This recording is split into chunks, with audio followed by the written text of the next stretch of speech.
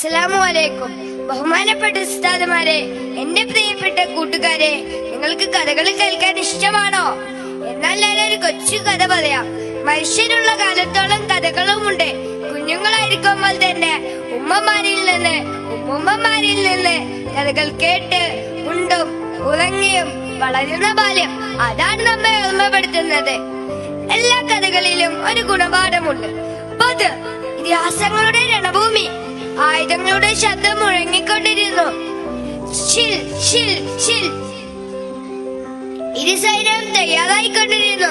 ഇരുസൈന്യം എന്ന് പറഞ്ഞാൽ ഒരു വശത്ത് മുസ്ലിം സൈന്യവും മറുവശത്ത് അമുസ്ലിം സൈന്യവും. മുസ്ലിം സൈന്യ നേതാവായ അഷ്റഫുൽ ഖൽഖ് മുഹമ്മദ് മുസ്തഫ സല്ലല്ലാഹു അലൈഹി വസല്ലം. അപ്പോൾ നബി എന്ത് ചെയ്തെന്നോ? എല്ലാവർക്കും നിർദ്ദേശങ്ങൾ നൽകി. എല്ലാവരും അണികളുടെ സ്വഫ് ശരിയാക്കി. അപ്പോൾ അണികളുടെ സ്വഫ് ശരിയാക്കുന്ന സമയമായിരുന്നു അത്. എല്ലാവരും സ്വഫ് ശരിയായിരുന്നു. പക്ഷേ ഒരാൾ മാത്രം സ്വഫ് തെറ്റിച്ചിരുന്നു. നബി സല്ലല്ലാഹു അലൈഹി വസല്ലം നോക്കി. ആരാണത്? നബി സല്ലല്ലാഹു അലൈഹി വസല്ലം കണ്ടതോ നമ്മുടെ സവാദുകളായിരുന്നു. നബി എന്ത് ചെയ്തെന്നോ? വടിയെടുത്ത് സവാദുകളുടെ വയറിൽ ഒറ്റത്തട്ട്, എന്നിട്ട് സ്വഫ് ശരിയായി നിൽക്കാൻ കൽപ്പിച്ചു. അപ്പോൾ സവാദുകൾക്ക് അല്പം വേദനിച്ചു. സവാദുകൾ സങ്കടത്തോടെ പറഞ്ഞു, നബിയെ, അങ്ങന്റെ വയറിൽ തട്ടിയപ്പോൾ എനിക്ക് വല്ലാതെ വേദനിച്ചു. അതുകൊണ്ട് ഞാൻ പൊരുത്തപ്പെട്ടു തരണമെങ്കിൽ അങ്ങയോട് എനിക്ക് പ്രതികാരം ചെയ്യണം. എന്ത്? നബിയോട് പ്രതികാരം ചെയ്യാനോ? സ്വഹാബികൾ അത്ഭുതപ്പെട്ടു. കൂട്ടത്തിൽ അത്ഭുതപ്പെട്ടു.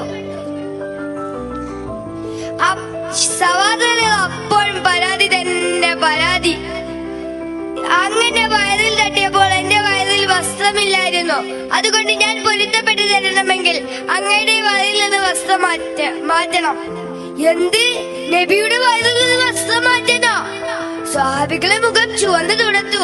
കൂട്ടത്തിൽ ക്യാമനായ ഉമറുൽ ഖത്താബ് റളിയല്ലാഹു അൻഹു കൈകൾ വാളിലേക്ക് കുതിച്ചു. ശാന്തനായ നബി സല്ലല്ലാഹു അലൈഹി വസല്ലം വയറിൽ നിന്ന് വസ്ത്രം നീക്കി.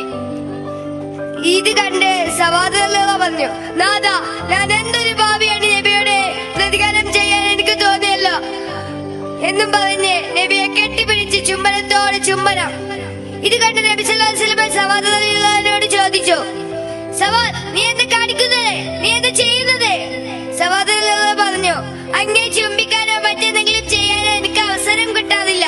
അതുകൊണ്ട് ചെയ്തത് നബിയെ, എന്നോട് പൊറുക്കണം. നബി സല്ലല്ലാഹു അലൈഹി വസല്ലം രണ്ട് കൈകളും മേലോട്ട് ഉയർത്തി സവാദുകളിന് വേണ്ടി പ്രാർത്ഥിച്ചു. ഈ രംഗം കണ്ട് സ്വഹാബികൾ അത്ഭുതപ്പെട്ടു. നോക്കൂ കൂട്ടുകാരെ, സ്വഹാബികൾ എത്രമാത്രം നബിയെ സ്നേഹിക്കുന്നു.